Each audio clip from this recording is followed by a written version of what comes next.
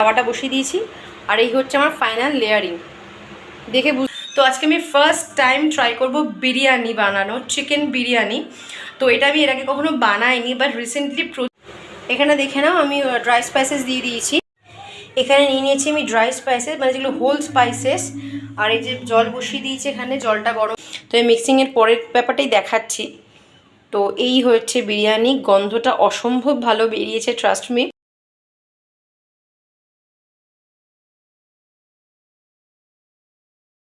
Good morning, welcome back to my channel, to a new blog. আশা করি তোমরা সবাই ভালো আছো, সুস্থ আছো, আর মোস্ট ইম্পর্টেন্ট সেফ আছো। আমিও ভালো আছি, সুস্থ আছি, একদম ফিট অ্যান্ড ফাইন আছি। তো আজকে কোনো ডেলি ব্লগ আমি করছি না সেইভাবে, তোমার সাথে রেসিপি শেয়ার করবো মেনলি আজকে, সেই জন্যই আজকে ক্যামেরাটা হাতে নেওয়া। তো আজকে আমি ফার্স্ট টাইম ট্রাই করব বিরিয়ানি বানানো, চিকেন বিরিয়ানি। তো এটা আমি এর আগে কখনো বানাইনি, বাট রিসেন্টলি প্রচুর ব্লগারদের দেখছি এটা বানাচ্ছে, এবং যে প্রসেসে বানাচ্ছে দেখে মনে হচ্ছে কিন্তু বেশ সহজ, এবং আশা করছি খেতেও ভালো হবে, কারণ জিনিস তো সব ঠিকঠাকই পড়ছে, ভালো ভালো জিনিস পড়ছে। তো হঠাৎ না আমার সবার মানে ব্লগ দেখতে দেখতে ইউটিউব ঘাঁটতে ঘাঁটতে মনে হলো যে আমি একবার ট্রাই করে দেখি না যে বিরিয়ানি আমি কীরকম বানাতে পারি, বা আদৌ পারি কি না। সবাই যে সব রান্না পারবে এমন তো কোনো কথা নেই, আমি হয়তো অনেক রান্না ভালো পারি, বাট বিরিয়ানি যে ভালো পারবো এমন তো কোনো গ্যারান্টি নেই। তো ট্রাই করতে ক্ষতি কী আছে, ভালো হলে ভালো হবে, হিট হয়ে যাবে। আর যদি ভালো না হয় ঠিক আছে, আর কোনো ট্রাই করবো না, এই আর কি। তো ঠিক আছে, এই হচ্ছে ব্যাপার। তো আমি আসলে বেরিয়েছিলাম, সমস্ত জিনিস নিয়ে এসেছি। কী নিয়ে এসেছি আমি সমস্ত দেখাবো, কী লাগবে, কীভাবে বানাচ্ছি। আজকে আমি ডিটেলসে বানাবো বিরিয়ানির ব্লগটা, শেয়ার করব তখনই যদি হিট হয়, যদি ফ্লপ হয় আমি যদি শেয়ার করবো না, ঠিক আছে। পুরো ব্লগটা ফালতু হয়ে যাবে ভিডিও করাগুলো। বাট ঠিক আছে, আমি ব্লগটা শুরু করলাম এই কারণে, যদি হিট হয় তা তোমার শেয়ার করাটা বানতা হয়। তো সেই জন্য স্টার্ট করেছি। এবার দেখাই যে আমি কী প্রিপারেশন নিয়েছি না নিয়েছি। তো এখানে আমি নিয়েছি এরকম বড় বড় 5 পিস, আমি 600 মাংস নিয়েছি, সেটাকে 5 পিস করেছি। তো বুঝতেই পারছো কত বড় বড় পিস এখানটা। এরকম দুটো হচ্ছে সলিড লেগ পিস বড় বড়, আর এরকম হচ্ছে বাকি পিসগুলো। প্রত্যেকটা ক্লিন করে নিয়েছি, এরকম চিড় দিয়ে দিয়েছি মাঝখান থেকে, যাতে মশলাগুলো ভেতরে ভালো করে ঢোকে। এই যেরকম তোমরা একটা ধারালো ছুরি দিয়ে এরকম হালকা করে চিড়ে দেবে, খুব হালকা, বেশি ডিপ কাট করো, তাহলে মানে সেদ্ধ হওয়ার পর ছুরি মানে ছেড়ে যাবে মাংস হাড় থেকে, কারণ চিকেন তেমনি নরম হয়, সেই জন্য বললাম। এরকম হালকা করে ছোটো ছোটো স্লিট করে নেবে। তো এইভাবে 5 পিস, 600 মাংসকে 5 পিস করেছি আমি। এটা হচ্ছে চিকেনের প্রিপারেশন, মানে চিকেন আমি যেটা নিয়েছি আর কি, তোমাদের কোয়ান্টিটিটা দেখিয়ে দিলাম। এখানে নিয়ে নিয়েছি আমি ড্রাই স্পাইসেস, মানে যেগুলো হোল স্পাইসেস। আর এই যে জল বসিয়ে দিয়েছি, এখানে জলটা গরম হচ্ছে। এর মধ্যে ধুয়ে রেখেছি এই যে চালটাকে ধুয়ে রেখে দিচ্ছি, বাসমতি চাল এখানে ধুয়ে রেখে দিয়েছি। আর এখানে জলটা বসিয়ে দিচ্ছি, ফুটে উঠলে এর মধ্যে দেবো হচ্ছে 2টো তেজপাতা, একটা দারচিনি, এই ধরো 8-10টার মতো লবঙ্গ, 4টে ছোটো এলাচ, একটা স্টার এনিস। এটা দেবো হচ্ছে আমি জলের মধ্যে। এছাড়া দেবো হচ্ছে সাদা তেল, যাতে ভাতগুলো একটা সঙ্গে লেগে না যায়। এখানে জলটা গরম হয়ে গেছে, ফুটতে শুরু করে দিয়েছিল। তো আমি দিয়ে দিয়েছি এখানে চালটা ভিজিয়ে রাখা, আর গরম মশলা গোটা যেটা তোমাদের দেখালাম, তেজপাতা, স্টার এনিস, ছোটো এলাচ, দারচিনি, লবঙ্গ, আর দেবো হচ্ছে সাদা তেল। আর একটুখানি বেশি, মানে খুব বেশি নয়, বাট মোটামুটি কোয়ান্টিটিতে সল্ট এখানেই দিয়ে দেবে, তাহলে চালটার মধ্যে নুনটা ঢুকবে, না পরে নুনটা মেশানো খুব ডিফিকাল্ট হয়ে যায়। চালটা একটু কুক করবে ঠিক ততক্ষণ, মানে তত অবধি 60 to 70% যখন চালটা সেদ্ধ হবে ঠিক সেই জায়গাতে স্টপ করে দেবে চালটা সেদ্ধ করা, কারণ বাকি যখন দমে বসাবে বাকিটা কিন্তু তখন হবে। তো প্রথমে যদি 100% কুক করে নাও, চাল সেদ্ধ হয়ে যায়, পরে যখন দমে বসাবে তখন কিন্তু ভাতটা একদম গলতে শুরু করে দেবে।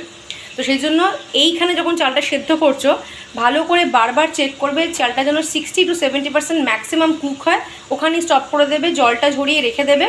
তার ফলে কী হবে, যেটুকু বাকি থাকে সেটা কিন্তু দমে তখন কমপ্লিট হয়ে যাবে। আর এখানে আমি বসিয়ে দিয়েছি আলুটা, একটু ভাজা ভাজা করবো। বিরিয়ানি আলুটা বড় বড় করে আলু কেটেছি, নুন হলুদ দিয়ে এটাকে ভালো করে একটু লাল লাল করে ভাজবো। ভাতটা কীরকম অবস্থা নামিয়েছি তোমরা আবার চেক করে নাও, দেখে বুঝতেই পারছো পুরো একদম দানা দানা, মানে খিলা খিলা যেটাকে দানা বলে একদম সেরকম। এখন 70% মতন কুক হয়ে আছে, বাকি যখন দমে বসাবো 100% কমপ্লিট হয়ে যাবে। তো একদম এরকম দানা দানা ভাত থাকবে, এই অবস্থায় নামিয়ে নেবে। বিরিয়ানির আলু এখানে ভেজে তুলে রাখা হয়ে গেছে। আর এখানে আমি বসিয়ে দিচ্ছি বেরেস্তাটা, আগে বানিয়ে নেব, তারপরে মাংস রান্না শুরু করব। আর ওদিকে ভাতটা হয়ে গেছে, তোমাদের দেখিয়ে দিয়েছিলাম অলরেডি।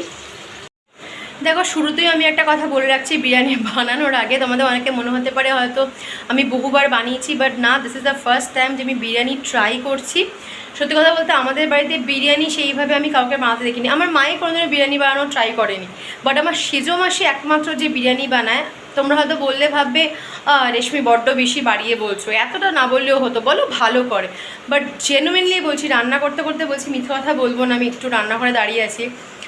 আমার সেজো মাসি বিরিয়ানি বানায়, তোমরা যদি কেউ খাও তোমরা এক কথায় বলবে আর্সেনাল থেকে নিয়ে এসছো কি বিরিয়ানিটা, মানে জাস্ট অসাধারণ বানায়। আমি জানি না কীভাবে বানায়, মাকে অনেকবার শিখিয়েছে আমার সেজো মাসি, মানে মিঠুম বলে ডাকি আর কি, অনেকবার শিখিয়েছে। বাট মা ওইভাবে, মানে মা অন্যান্য সমস্ত রান্নার প্রতি আমার ফ্যাসিনেশন আছে, বাট বিরিয়ানির প্রতি আমার অতটা ফ্যাসিনেশন নেই। মা ভরসা পায় না খুব একটা, তো মায়ের জন্য শোনে না, আমিও কোনোদিনও শুনিনি, ভাবিনি কোনোদিন বানাবো। বাট এত লোককে দেখি না ইউটিউবে বিরিয়ানি বানাতে, আমি একবার ট্রাই করে দেখা যাক না, দেখি না পারি কিনা বিরিয়ানি বানাতে।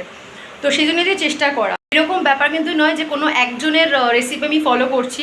কারণ যদি আমি প্রথমবার বানাচ্ছি, আমি অনেকের ভিডিও দেখলাম ইউটিউব সার্চ করে যে বিরিয়ানি কীভাবে বানায়, সবারটা দেখে যেগুলো কমন পেয়েছি আমি, যে মোটামুটি সবাই ইউজ করেছে, সেগুলোকে আমি সিলেক্ট করেছি, ঠিক আছে, বেছেছি, বেছে একটা লিস্ট বানিয়েছি, সেই অনুযায়ী আমি জিনিস কেনাকাটা করছি। তোমরা দেখতেই পাচ্ছ আমি কী কী ব্যবহার করছি, তো সেইভাবে বানাচ্ছি। কোনো একজনের রেসিপি ফলো করে বা কেউ একজন দেখিয়েছে আমি তাকে ফলো করি, এরকম কোনো ব্যাপার করে আজকে আমি বানাচ্ছি না। অন্তত সবারটা দেখে দেখে যেগুলো কমন পেয়েছি সবাই ইউজ করেছে, বুঝতে পারলো তার মানে এগুলো ইউজ করতেই হয়, এগুলো ছাড়া হয় না, এরকম করে একটুখানি তো প্রথমবার সেইভাবে বিরিয়ানি বানাচ্ছি। তো ভালো মন্দ আমি জানি না, সুমিতকে বলেছি ভালো হবে মন্দ হবে জাস্ট দেখো ট্রাই করে। বাট হ্যাঁ, একটা কথা সুমিতে বলতে হয়, সুমিত আমাকে সমান এনকারেজ করেছে এটা বলে যে তুমি যদি প্রথমবার কোনো কিছু না বানাও, তুমি সেটা পারছো কি পারছো না তুমি বুঝবে কী করে। একবার বানাও, কি হবে, ভাতটা গলে যাবে, মাংসটা ঠিক হবে না, আলুটা সেদ্ধ হবে না, ব্যালেন্স হবে না, ভাত সাদা থেকে যাবে বা বেশি হলুদ হয়ে যাবে, এইসবই তো হবে, বা গন্ধ মিঠা আতর কেওড়াগুলো বেশি পড়ে যাবে, হোক না। একবার ভুল হবে, পরের বার একটু শুধরে নেবে, রেকটিফাই হবে, তারপরে বার একটু ভালো হবে, করতে করতে একটা দিন তখন এক্সপার্ট হয়ে যাবে। প্রথমবার যদি ট্রাই না করো রান্নাটা, পরের বার ভালো রান্না তোমাকে বলবে করে যে রেশমি অসাধারণ বিরিয়ানি বানায়, তার জন্য ট্রাই তো তোমায় করতেই হবে, তুমি শিখবে কী করে রান্নাটা। হ্যাঁ, এটা তো সত্যি কথা। চলো আজকে জোর কদমে লেগে পড়ি, যা হবে হবে দেখা যাবে। এখানে তোমাদের দেখালাম আলু ভাজা হয়ে গেছিলো, এখানে দেখো বেরেস্তাও কমপ্লিট হয়ে গেছে। এবার এই যে গ্যাসের ফ্লেম বাড়িয়ে দিয়েছি, তেল একটু দিয়ে দিয়েছি, এর মধ্যে এবার মাংসটা রান্না করতে শুরু করব। এখানে আমি নিয়েছি একটা 1 ইঞ্চির আদার টুকরো, এই যে একটা 1 ইঞ্চির আদার টুকরো, 1 ইঞ্চি না সরি 1/2 ইঞ্চি বলতে পারো, এতটুকু মতো। আর এখানে বড় বড় 4টে কোয়া, মানে এই 4টে কোয়ার সাইজ ইজিক্যাল টু যদি মিডিয়াম সাইজের রসুন হয় তাহলে 10-12টা হয়ে যাবে, এটা এতটাই বড় বড় রসুনের কোয়াগুলো। তো আমি সেখানে 4টে রসুনের কোয়া নিয়েছি আর 1/2 ইঞ্চি আদার টুকরো নিয়েছি, এটা মাংসের যে গ্রেভিটা বানি তার জন্য আমি এই দুটোকে পেস্ট করে নেব। এখানে দেখে নাও আমি ড্রাই স্পাইসেস দিয়ে দিয়েছি, এই হচ্ছে হলুদ, এই হচ্ছে শুকনো লঙ্কা গুঁড়ো, আর এই হচ্ছে কাশ্মীরি লঙ্কার গুঁড়ো। এখানে গ্রেভিটা হয়ে গেছে, ভালো করে কষানো, দেখতেই পাচ্ছ। আচ্ছা, একটা কথা বলে রাখি, যখন মাংসটা করবে, মাংসে কিন্তু এখানে মাংসের যে গ্রেভিটা, এটা কিন্তু গ্রেভি ঠিক সেই অর্থে গ্রেভি নয়, কারণ আমরা যখন বিরিয়ানি খাই তখন কি এক গাদা পেঁয়াজ এক গাদা গ্রেভি পাই, যেরকম রুটি মাংস দিয়ে ঘরে বানানোর জন্য করি।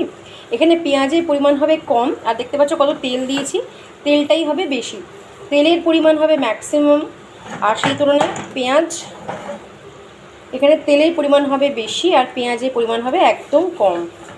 তো এই জায়গায় কষানো কমপ্লিট হয়ে গেছে, এবার দিয়ে দেবো এই যে মাংসগুলো।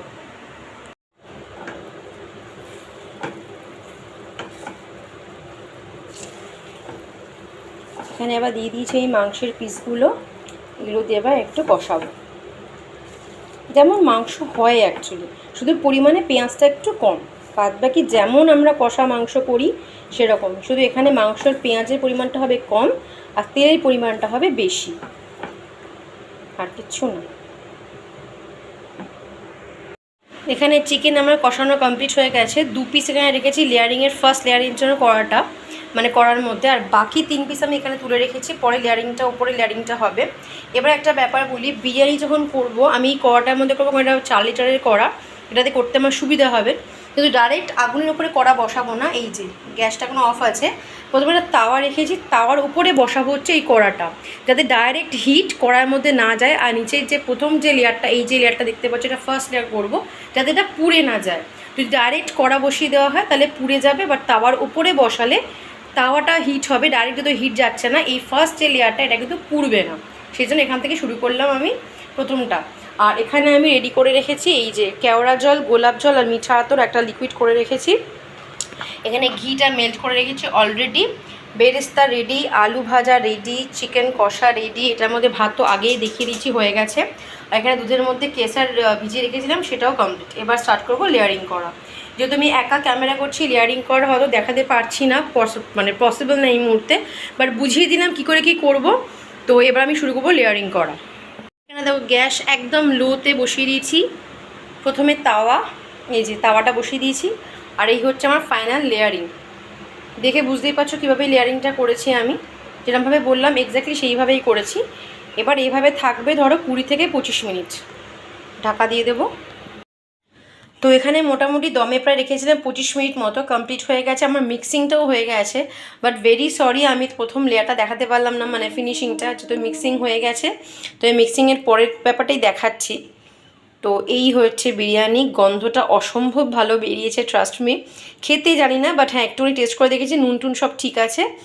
তো এবার সুমিত অ্যাকচুয়ালি আজকে রিভিউ দেবে আমাকে, জানি না ক্যামেরাতে কতটা দেবে, বাট দেখা যাক কি দাঁড়িয়েছে। আমি নিজেও খুব মানে টেনশানে আছি, আজকে ফার্স্ট টাইম বিরিয়ানি বানিয়েছি।